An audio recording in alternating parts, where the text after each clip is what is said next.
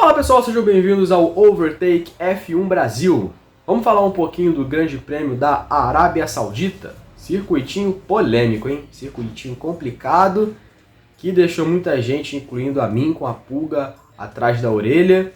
Traçado ali muito estreito, que possibilita muitos acidentes, detrito na pista. Eu falei bastante sobre esse circuito no nosso Overtake Cast número 24, nosso podcast completo da Fórmula 1. A gente aborda vários assuntos lá do final de semana. E falei, inclusive, sobre os destaques positivos, falei todos eles. Eu tinha 7 destaques positivos lá, 4 negativos. Então, se vocês querem ouvir a nossa resenha completa, Overtake Cast número 24, disponível no Spotify, e o link está na descrição para vocês poderem acessar. Beleza? Aqui nós vamos falar um pouquinho mais resumido, de forma mais resumida, sobre esse grande prêmio que ocorreu e que deixou tudo empatado. Max Verstappen e Lewis Hamilton agora estão empatados em pontos, ambos com 269 pontos e meio. E a situação foi para a última corrida em Abu Dhabi exatamente do jeito que a gente queria. Embora é claro que os fãs do Verstappen estão espumando, assim como os do Hamilton, dizendo que a FIA prevalece em ajudar os pilotos rivais. De um lado fala que o Hamilton é ajudado pela FIA, do outro lado fala que a FIA está favorecendo o Verstappen para poder ser campeão. E a confusão é grande. Coloca aí nos comentários o que vocês acham, quem vocês acham que a FIA está ajudando, se ela realmente está ajudando alguém. Mas vamos falar aí dessa corrida. Para mim, o primeiro destaque positivo: Hamilton e Verstappen, justamente esses dois senhores protagonistas de uma temporada maravilhosa. Cara, essa temporada tá... dá pena essa temporada acabar, ela poderia nunca acabar. Ou a gente poderia dar o título para ambos. Ambos merecem ser campeões. Infelizmente, só um vai levantar o título, mas os dois merecem ser campeões. Olha, eu tava procurando na internet a última vez que teve uma temporada em que dois pilotos chegaram empatados em pontos na última corrida. Sabe quando isso aconteceu? 1974. Foi o ano que, se eu não me engano, o Fittipaldi foi campeão em cima do Jack Stewart. O Fittipaldi e Jack Stewart. Se eu estiver errado, eu vou colocar uma tarja corrigindo aí. Mas foi Fittipaldi e Jack Stewart que chegaram na última corrida empatados em pontos e Fittipaldi foi campeão. 76 não aconteceu isso. Claro, chegou Hunt e Lauda iguais na disputa pelo título. Não iguais em pontos, mas com igualdade, com chances de ser campeão, só que o Lauda estava na frente. A gente teve Senna Prost, 89 e 90, tivemos Schumacher e Hill, Schumacher e Villeneuve, todos esses anos aí que às vezes a gente vê na internet, no YouTube, nos vídeos, a gente vê aí essas disputas. Teve Alonso, Hamilton, Raikkonen, mais empatados em pontos, isso não acontecia desde 74. Então isso mostra como a temporada foi equilibrada. O equilíbrio é a palavra que resume essa temporada de 2021, e eu acho que o Verstappen e o Hamilton mais uma vez protagonizaram um destaque positivo para mim, só que dessa vez eu coloco a ambos como positivo, pela disputa que eles fizeram na corrida. É claro, foi polêmica, teve muita polêmica. Uma disputa num campeonato, em qualquer esporte, sempre vai ter polêmica. É difícil o campeonato ser decidido de forma tranquila, em que o cara prevalece sobre o outro numa final e não tem nenhuma polêmica, não tem nenhuma reclamação dos dois lados.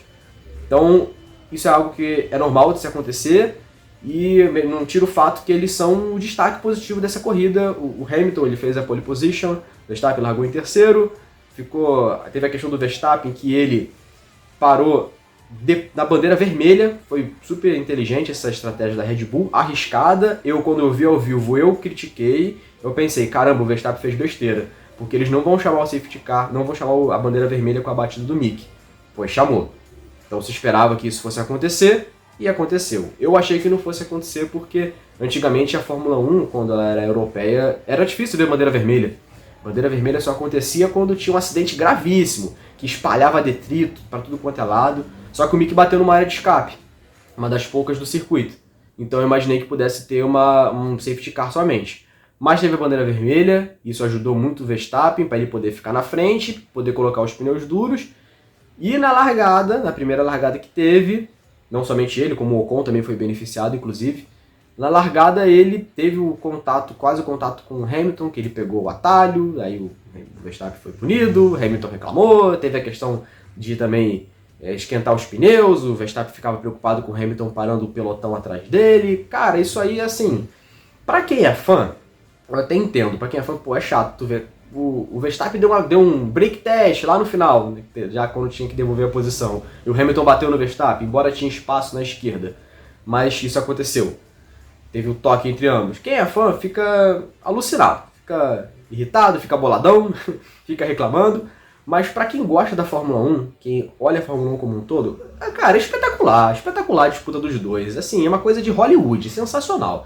Parece que eu tô vendo o filme do Rush, só que acontecendo ao vivo. Tá, assim, é uma parada ao vivo. Parece que é um filme documentário aquilo ali. Se você for olhar, você não diz que aquilo é ao vivo. Porque é recheado de polêmica, recheado de confusão, mas é claro que o torcedor ele vai ficar chateado, é algo normal, eu até entendo que talvez se tivesse o meu piloto ali, eu também poderia ficar um pouco incomodado com a situação. Só que ainda assim a gente tem que aprender a apreciar a Fórmula 1 como um todo. E o Hamilton também, por contrapartida ali, eu falei um pouco do Verstappen aqui, mas o Hamilton também ele fez uma corrida espetacular. Depois que a asa dele quebrou, não foi problema para ele. O carro da Mercedes com aquele motor apimentado, ele não foi problema ter tido a asa quebrada e, claro, teve também a questão do Verstappen usando pneus médios, que foi a estratégia errada para mim, depois da bandeira vermelha, a segunda bandeira vermelha que teve. Eu achei que foi errada essa estratégia de botar pneus médios, porque no final da corrida o Hamilton teve mais pneus e acabou passando e vencendo. Ainda assim, ele com a asa quebrada foi para cima e, cara, conseguiu passar o Verstappen. Eu não esperava que isso fosse acontecer mais não, eu achei que a corrida fosse ficar decidida para o Verstappen e ele fosse perder a primeira posição naquela punição de 5 segundos que deram. Mas não foi o que aconteceu, o Hamilton venceu a corrida, levou a melhor volta e agora está empatado em pontos. Eu acho que os dois merecem ser um destaque positivo. Eu não consigo colocar um acima do outro. Lá no podcast eu até falei do Hamilton primeiro, só que quando eu dei uma olhada de novo na corrida, cara, não tem jeito, mano. Os dois são destaque positivo, pra mim, eles são um total destaque e merecem ser colocados em primeiro lugar igualmente. E aquela situação lá no pódio, o Verstappen nem ficou pra poder comemorar a festa do champanhe. Cara, a temporada ela é isso, ela tá desse nível. Agora, vamos pra Abu Dhabi ver o que o Verstappen vai fazer, porque ele tá meio perturbado mentalmente e o Hamilton tem uma boa chance de ser campeão, mas se os dois abandonarem, o Verstappen ainda é campeão. Então podemos ver algo parecido com 1994 entre Schumacher e Hill, ok? Fiquem atentos que isso possa acontecer. O outro destaque positivo que eu separei aqui foi o Ocon. O Ocon, tadinho do Ocon, cara. Pô, que tristeza ele ter perdido aquela terceira posição pro Bottas. Mas ainda assim merece ser considerado um destaque positivo, porque poxa, ele largou em nono, né? Acho que foi nono que ele largou. Fez a mesma estratégia que o Verstappen, de não parar, contando com a bandeira vermelha. Ganhou posição, chegou a liderar na primeira relargada, por conta do toque entre o Hamilton e o Verstappen. E aí o Ocon passou o Hamilton. E aí acabou o Verstappen sendo punido. Ele teve que dar a posição para o Hamilton de volta, cair para terceiro, o Hamilton para segundo. O Ocon, que não tinha nada a ver com isso, partiu para o primeiro lugar. Só que depois acabou perdendo de novo a posição. Mas ficou ali em terceiro durante boa parte da corrida. Ele tinha um ótimo ritmo de corrida para o seu carro. E foi uma pena lá no final o Bottas ter passado ele. Mas eu gostei bastante da corrida dele, da atuação.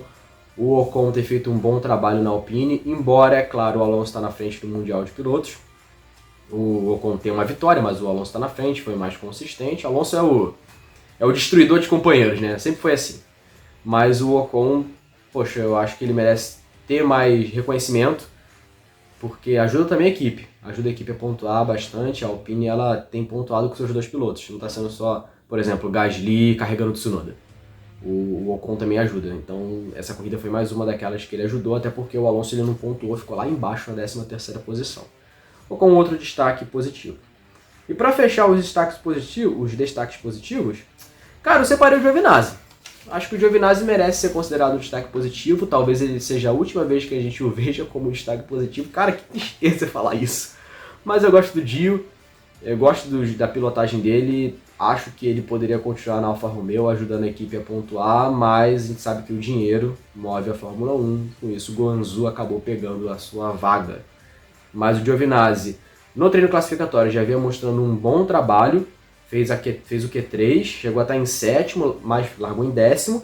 Na corrida chegou a ficar em sétimo durante um bom tempo, até que foi ultrapassado pela dupla da Ferrari, o Carlos Sainz e o Charles Leclerc, e terminou na 9ª posição, mas ainda assim pontuou, levou a Alfa Romeo a fazer 2 pontos, Quem sabe na última corrida ele consiga fazer uma pontuação. Tomara que tanto ele quanto o Raikkonen consigam pontuar, porque vai ser a dupla que vai acabar. A dupla vai acabar no final desse ano, ou melhor, na semana que vem. E aí vai vir uma dupla inteiramente nova. Tomara que eles dois encerrem sua passagem na Fórmula 1 com uma pontuação. Mas eu coloco o Giovinazzi como um destaque positivo, porque ele merece ser considerado. E agora vamos para os destaques negativos. Vamos falar dos destaques negativos e eu vou começar com o senhor Leclerc. Leclerc, quando é que você vai me dar uma alegria, hein? Rapaz, tá complicado, hein? O Leclerc largou na 4ª posição, fez o treino classificatório, fez a 4ª posição, esperava até que ele fosse conseguir talvez um pódio, estava nessa expectativa, mas errou naquela estratégia da parada sob safety car, contando que continuaria o safety car. Com isso, ele perdeu duas posições para o Gasly, para o Ocon, para o Ricardo e para o Gasly, perdeu essas 3 posições na verdade, caiu para 7º. Teve relargada, mas parece que o Leclerc estava com medo de correr. Talvez pela batida no treino livre, mas eu vi que o Leclerc estava ali com medo. Ele não estava brigando por posição. Ele basicamente não brigou por posição.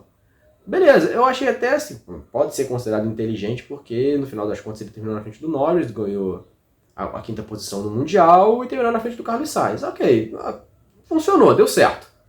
Mas foi uma estratégia muito arroz com feijão para um piloto que eu considero que tem talento como o Leclerc. Terminou na 7ª posição, conseguiu passar pelo menos o Carlos Sainz e ruma para a 5ª posição no Mundial de Pilotos. Não é necessariamente péssimo, mas eu achei bem apagada a participação dele, considerando que o carro da Ferrari tinha um ritmo bom de corrida segundo as simulações e eu acreditava que o Leclerc poderia ao menos terminar entre os 5 primeiros. Eu coloco aqui como um destaque negativo. O outro destaque negativo, que eu separei 2 dos 4, é o Fernando Alonso. O Alonso que não foi para esse final de semana, eu acho que ainda está na ressaca do GP do Qatar pelo terceiro que ele conseguiu. Largou na 13ª colocação, chegou a andar um pouquinho bem na primeira relargada, estava em 10º, mas depois caiu o ritmo vertiginosamente, teve uma hora que ele quase foi batido, atravessado na pista. Então o Alonso, que é um piloto que geralmente se adapta bem a circuitos novos, a gente vê aí que na Coreia em 2010 ele andou bem, e em Singapura também, embora tenha lá aquela batida, né, do Nelson Piquet, beleza, mas ele andou bem e ganhou a corrida naquele dia. Mas é um piloto que anda bem em circuitos novos, dessa vez não foi o caso. Acho que o Alonso aí tava na ressaca no GP do Qatar, que inclusive é um circuito novo, né? Ficou em 3º lugar. Então era um circuito novo também e prova o que eu acabei de falar, que ele anda bem em circuitos novos. Mas não foi dessa vez que isso aconteceu e agora é só pensar em ir para Abu Dhabi mesmo, encerrar a temporada. Acho que vai no máximo tentar terminar à frente do seu companheiro de equipe, já que ele tem 77 e o Ocon tem 72 pontos. E é isso, pessoal. Espero que vocês tenham gostado desse vídeo. Próxima corrida, Grande Prêmio de Abu Dhabi, que encerra a temporada. Verstappen e Hamilton, ambos empatados em pontos. O que terminar na frente do outro é o campeão mundial de Fórmula 1 da temporada de 2021. Ou se o Verstappen bater de propósito, igual o Schumacher fez no Rio. Há essa possibilidade de acontecer. O que vocês acham que vai acontecer? Comenta aí, diz aí nos comentários. Eu acho que o Verstappen vai ser campeão. Eu acho que o Hamilton vai dominar, o patrão vai dominar o final de semana inteiro e vai ganhar a prova e vai levar o seu 8º título. Comenta aí o que vocês acham. Disputa dos construtores aí também já está decidida, então não tem muito o que falar. A questão mesmo é Hamilton e Verstappen, o mundo estará focado em ambos para poder ver quem será o campeão mundial de 2021. Isso aí, galera. Nos vemos no Grande Prêmio de Abu Dhabi. Um abraço. Valeu, falou, até mais. Tchau, tchau.